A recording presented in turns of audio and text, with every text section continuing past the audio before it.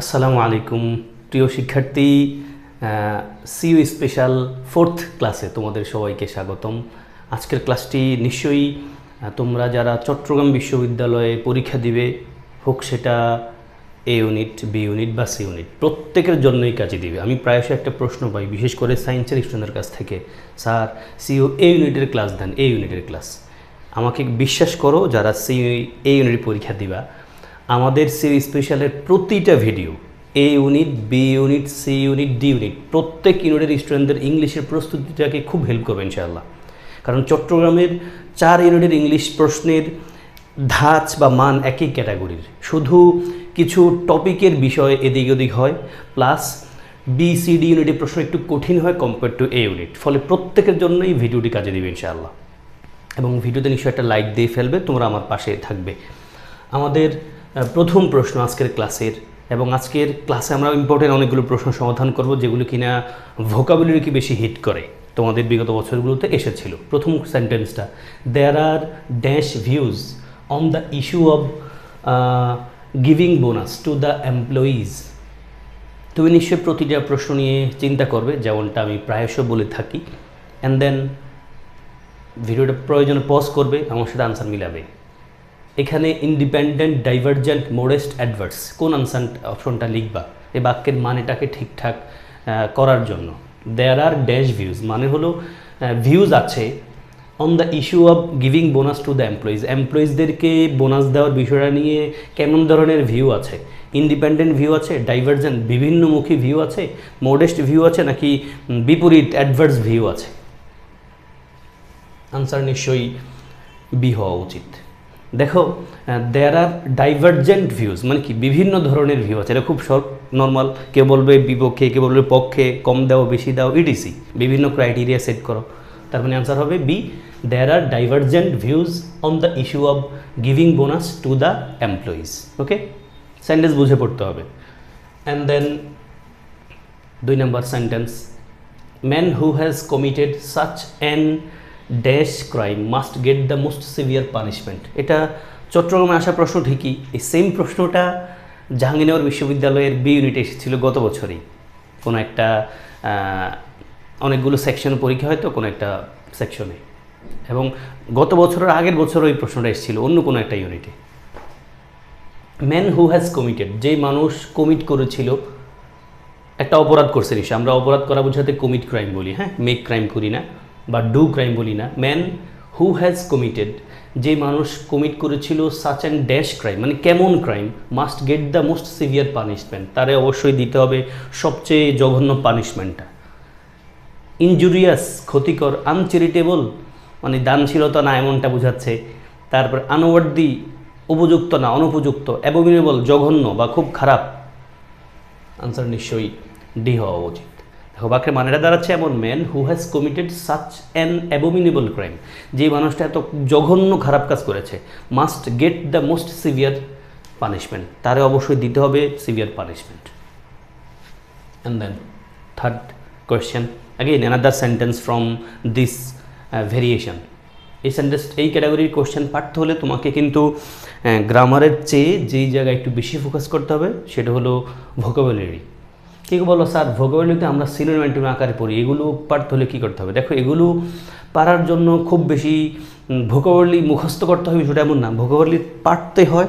Plus যে জিনিসটাকে আমি খুব এমফাসিস করি আমার স্টুডেন্টদের সাথে, সেটা হলো সেন্টেন্স বুঝে পড়ার প্রয়োজনীয়তা। তুমি যাই পড়ছো সেন্টেন্স বুঝে বুঝে পড়ো। দেখো, অপশনের ওয়ার্ডগুলো খুব বেশি কঠিন না, তবে এই ওয়ার্ড 4টা ওয়ার্ডের যে কোনো একটা ওয়ার্ডকে চুজ করতে হবে, চুজ করে বসিয়ে তোমার বাক্যের মানেটা ঠিকঠাক দাঁড় করে দিতে হবে। That's it. He has dash people visiting him at his house, সে মানুষের তার বাড়িতে ভিজিট করতে কি করছে? কার্টেল করছে মানে কমাইছে, কার্টেল মানে কাটানো বা কমিয়ে ফেলা। রিকোয়েস্ট করছে, স্টপ করছে, নাকি ওয়ার্ন করছে? বিকজ, কারণ হি ফিয়ার্স, সে ভয় পায় যে it will cause discomfort to neighbours মানে সে তার মানে তাদেরকে, মানুষদেরকে তার বাসায় আসতে কি করেছিল, কারণ সে ভয় পায় এই মানুষ আসা যাওয়ার বিষয়টা তার নেইবারদেরকে ডিসকমফোর্ট দেয় কিনা। তাহলে সে মানুষকে আসার জন্য কি কার্টেল করবে, রিকোয়েস্ট করবে নাকি স্টপ করবে, ওয়ার্ন করবে? নিশ্চয়ই রিকোয়েস্ট করবে না, কারণ যেহেতু সেটার মানে ভয় আছে মানুষ আসা যাওয়া করার বিষয়টা। কার্টেল, স্টপ নাকি ওয়ার্ন? আনসার নিশ্চয়ই স্টপ হওয়া উচিত। হ্যাঁ, তাহলে হি হ্যাজ স্টপড, সে থামাই দিছে, বন্ধ করে দিছে। পিপল ভিজিটিং হিম, দেখো তোমরা জেনে থাকো স্টপ একটা ভার্ব, তারপর আর একটা ভার্ব যখন আসে ভার্বের সাথে কিন্তু আইনজি হয়। তাহলে he has stopped people visiting him at his house because he fears it will cause discomfort to neighbours. And then fourth question, another excellent question. এটা বিশেষ পরীক্ষা সেন্টেন্স, এটা চট্টগ্রামে এসেছিল এবং এই সেম প্রশ্নটা ঢাকা ইউনিভার্সিটির সি ইউনিটে আসা কোয়েশ্চেন। প্রশ্ন রিপিট হয়, যদি কেউ বুঝে বুঝে পড়তে পারে তার জন্য খুব সহজ। তবে আমি বলবো না যে তোমরা প্রিভিয়াস কোশ্চেন পড়বা এই চিন্তায় যে হুবহু আমি সব কমন পাবো। ভাই, তুমি কিছু প্রশ্ন কমন পেতে পারো, বাট তুমি যদি বুঝে বুঝে পড়ে যাও, দেখো পরীক্ষার হলে গিয়ে তুমি প্রশ্ন কমন পেতেই পারো বা পাবা। প্লাস এই বুঝে বুঝে পড়ার হ্যাবিটটা তোমাকে পরীক্ষার হলে খুব কুইক, অল্প সময়ের মাঝেই আনসার বের করে ফেলতে খুব সহায়তা করবে। রাজীব ফেইল্ড, রাজীব ব্যর্থ হয়েছিল ইন দ্য এক্সামিনেশন, পরীক্ষায়, কারণ নান অফ হিজ আনসার্স, তার একটা আনসারও ওয়ার মানে প্রশ্নের answer were dash to the questions asked. বাক্যের মানেটা দাঁড়াচ্ছে এমন, রাজীব পরীক্ষা ফেল করছে কারণ তার কোনো প্রশ্নের উত্তরে কি ছিল না, টু দ্য কোয়েশ্চেন্স আস্কড, যেই প্রশ্ন জিজ্ঞেস করা হয়েছে পরীক্ষায়, যে প্রশ্ন এসেছিল সেই প্রশ্নের সাথে তার উত্তরগুলো কি না থাকার কারণে সেই পরীক্ষা ফেল করছে। এলিউজিভ, রিভিলিং, পার্টিনেন্ট নাকি রেফারেন্সিয়াল? শুধু উত্তর লিখলে দেওয়ার হবে না, উত্তরটা কিন্তু মানে টু দ্য পয়েন্টে হওয়া উচিত, প্রশ্ন যেটা চেয়েছে সেটার সাথে প্রাসঙ্গিক হওয়া উচিত, নাকি?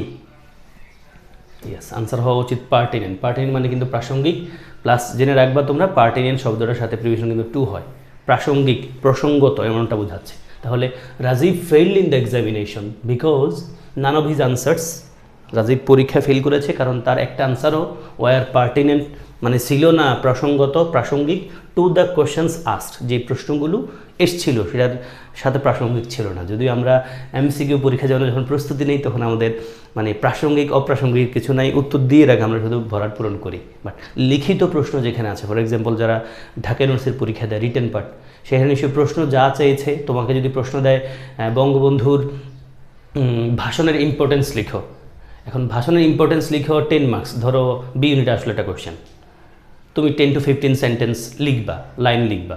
এখন তুমি যদি সেখানে গিয়ে বঙ্গবন্ধুর মানে ব্যক্তিগত জীবন লেখা শুরু, বঙ্গবন্ধু জন্মগ্রহণ করছে এত সালে, মৃত্যুবরণ করছে এত সালে, বঙ্গবন্ধু পড়াশোনা করছে এত সালে, তারপরে বঙ্গবন্ধু এই করছে সেই করছে, মানে বঙ্গবন্ধুর অ্যাক্টিভিটি চায় না, এখানে চাইছে বঙ্গবন্ধুর অ্যাক্টিভিটির মাঝে স্পেসিফিক একটা পয়েন্ট কি, ভাষণ, ভাষণটার ইম্পর্টেন্সটা কি সেটা বলবা।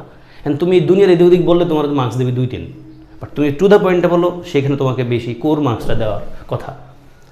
And then fifth question, although he never learn to read, ভয় পাইও না কেউ, এগুলো কঠিন না কিন্তু ভাই, তুমি ভালোবেসে একটু মনোযোগ দিয়ে ক্লাস করো, এগুলোর মতো প্রশ্নগুলো সমাধান করার ট্রাই করো, সেন্টেন্স কমপ্লিশন আকারে যে কোনো বই ধরে তুমি পড়ো, দেখবা ভালো লাগবে। প্রথম কিছুতে একটু কঠিন মনে হতে পারে, যখন এগুলো ভালো লাগা শুরু করবে, পারা শুরু করবা, তখন দেখবা ওয়াও এগুলো তো ভালোই জিনিস, মানে কঠিনভাবে লোকজন, বাট পড়া শুরু করলে কিন্তু সহজ হয়ে যাবে ইনশাআল্লাহ। অলদো, যদিও, হি নেভার লার্ন টু রিড, দেখো ভাই অলদো একটা কনজাংশন, তারপর সেন্টেন্স থাকতে হয়, প্লাস আমরা জানি অলদো যুক্ত সেন্টেন্সে যা বলবে, অংশে যা বলবে, একটা কমা থাকে নিশ্চয় বাক্যে, এই কমার পরবর্তী সেন্টেন্সে তার উল্টা কথাটা বলবে। যদিও সে শিখে নাই পড়তে, হিজ এক্সেপশনাল মেমোরি, তার এক্সেপশনাল মেমোরি তার মানে সে খুব খেয়াল রাখতে পারে, অ্যান্ড এনকোয়ারিং মাইন্ড মানে খুব প্রশ্ন করে, ইভেনচুয়ালি পরিশেষে মেড হিম, তারে করছে a dash a very dash man, তারে কিছু একটা করছে, তার মানে পজিটিভ টোন দিচ্ছে। যদিও সে পড়াশোনা করে নাই, কিন্তু তার এক্সেপশনাল মেমোরি এবং ইনকোয়ারিং মাইন্ডটা তারে বানাইছে, কি বানাইছে, ভেরি ড্যাশ ম্যান। বুঝতে পারছো, আর্টিকেল এ, তারপরে মেন শব্দ যেহেতু নাউন, তাহলে এখানটা অ্যাজেটিভ থাকা উচিত, এখানে অ্যাডভার্ব আছে, তাহলে একটা অ্যাজেটিভ প্রয়োজন। আমরা দেখছি 4টা অ্যাজেটিভে আছে, ডেডিকেটেড, ইরিউডাইট, প্র্যাগমেটিক নাকি ভ্যানেভোলেন্ট। দেখো ডেডিকেট মানে একবারে খুব উৎসর্গ কি তেমনটা, এরোডেট মানে খুব জ্ঞানী, প্র্যাগমেটিক মানে বাস্তবসম্মত, বাস্তবিক, ভ্যানেভোলেন্ট মানে উপকারী, উপকার করে এমন একটা কিছু। তাহলে আনসার নিশ্চয় তুমি কি দেওয়া উচিত, আনসার নিশ্চয় তুমি ইরোডাইট দেবা। ইরোডাইট মানে হলো জ্ঞানী, ওয়াইজ শব্দটার মোটামুটি একটা ক্লোজেস্ট ওয়ার্ড। তাহলে although he never learn to read, যদিও সে পড়তে পারে না, his exceptional memory and inquiring mind eventually made him a very erudite man. আশা করছি বুঝতে পেরেছো। অ্যান্ড দেন তোমরা যারা চট্টগ্রামের ইংলিশ প্রস্তুতি নিয়ে কিছুটা দুশ্চিন্তায় আছো বা প্রস্তুতি একটু ভালোভাবে নিতে চাও কারোর সাথে, লাইক মি, তোমরা আমার সিইউ স্পেশাল ইংলিশ কোর্সে জয়েন করতে পারো, যেখানে আমরা 20টি ক্লাস নেব ইনশাআল্লাহ। এবং আমি খুব প্রত্যাশা করি যারা আমার কথা মতো তাদের ইংলিশ প্রস্তুতিটা চালিয়ে নেবে, তারা ইংলিশ অংশে খারাপ করার সুযোগ থাকবে না ইনশাআল্লাহ। ওকে, তুমি মানবিক, বাণিজ্য, বিজ্ঞান বা ডি ইউনিট, যে ইউনিটই পরীক্ষা দেওয়ার ইচ্ছে থাকে আমার এই কোর্সে জয়েন করতে পারো, যদি ইংলিশটার ব্যাপারে চিন্তায় থাকো। ওকে, জয়েন করতে চাইলে জয়েন করতে পারো, লেখা আছে কোর্স ফি মাত্র 510 টাকা, একটা নাম্বার দেওয়া আছে, সেন্ড মানি করবে, দেন দ্যাটস ইট। তোমরা ক্লিয়ারলি বুঝতে পারছো। And then 6 number question, more insurers are limiting the sale of the property insurance in coastal areas and other regions dash natural disasters. বাক্য না বুঝলে ভাইয়া মুশকিল, তবে মানে প্রশ্ন কঠিন না, অপশনগুলো কঠিন না মোটেও। এখানকার অধিকাংশ ওয়ার্ডই তোমরা পারো, অধিকাংশ কারণ প্রত্যেক ওয়ার্ডই পারার কথা। মোর ইন্স্যুরার্স আর লিমিটিং, মানে যারা ইন্স্যুরেন্স করে, ইন্স্যুরার্স আর লিমিটিং, তারা লিমিট করছে মানে কমে দিতেছে দ্য সেল অফ প্রপার্টি, মানে প্রপার্টি বিক্রির বিষয়টা তারা কমাই দিচ্ছে। প্রপার্টি ইন্স্যুরেন্স বিক্রির বিষয়টা তারা কমাই দিচ্ছে ইন কোস্টাল এরিয়াস মানে সমুদ্র পাশে, অ্যান্ড আদার রিজিয়নসে ড্যাশ ন্যাচারাল ডিজাস্টার্স। তার মানে কি, ইন্স্যুরার্সরা তাদের প্রপার্টি ইন্স্যুরেন্স বিক্রিটা কমিয়ে দিচ্ছে কোন এলাকায়, কোস্টাল এরিয়া এবং আদার রিজিয়নসে, যেটা কিনা ন্যাচারাল ডিজাস্টার্স কি হতে পারে, এখানে কি বসাইলে বাক্যের মানটা দাঁড়ায়, সেফ ফ্রম কি, other region safe from natural disasters নাকি অ্যাকর্ডিং টু ন্যাচারাল ডিজাস্টার্স? ভাই সেফ ফ্রম দিলে তো অর্থ মিলেব না, তাহলে কমাবে কেন এরা? মিলছে না। According to natural disasters, natural disaster অনুযায়ী বুঝেই কাজ করতে পারে। ডেসপাইট মানে সত্য, ডেসপাইট ন্যাচারাল ডিজাস্টার সত্য বুঝে এরা কমায়। ন্যাচারাল ডিজাস্টার হলে তো তারা আরও মানে বিষয়টা মিলে না আর কি। ডেসপাইট ন্যাচারাল ডিজাস্টার সত্য বুঝে তারা কমায়। অর্থটা কিন্তু এমন হলে ভালো হয়, বাক্যের মানেটা ঠিকঠাক দাঁড়ার জন্য। প্রোন টু, বাক্যের মানেটা এইভাবে দাঁড়ায়, দেখো আমি বলি, প্রোন টু মানে কি, খুব প্রবণ, ঝুঁকিপূর্ণ, এমনটা। More insurers are limiting the sale of the property insurance, মানে প্রপার্টি ইন্স্যুরেন্স বিক্রি করার বিষয়টা তারা কমিয়ে ফেলছে in coastal areas and other regions, coastal area এবং আদার রিজিয়ন্সে, যেটা কিনা এটার বিষয়টাই ব্যাখ্যা দিচ্ছে। In coastal areas and other regions prone to natural disasters, মানে কোস্টাল এরিয়া এবং আদার রিজিয়ন যেগুলো কিনা ন্যাচারাল ডিজাস্টার দিকে খুব বেশি প্রবণ, ঝুঁকিপূর্ণ, এমন এলাকায় এই যে ইন্স্যুরার্সরা তাদের প্রপার্টি বিক্রি করা বন্ধ করে দিচ্ছে বা তারা কমিয়ে ফেলছে। ওকে, অর্থ বোঝা ছাড়া এখানে আনসার করা মুশকিল। এখন অর্থ চারটাই বুঝে, বাট এই কনটেক্সটে কোনটা হিট করে সেটা, এই জন্য সেন্টেন্স পড়তে হবে। নেক্সট আমরা যদি নেক্সটে যাই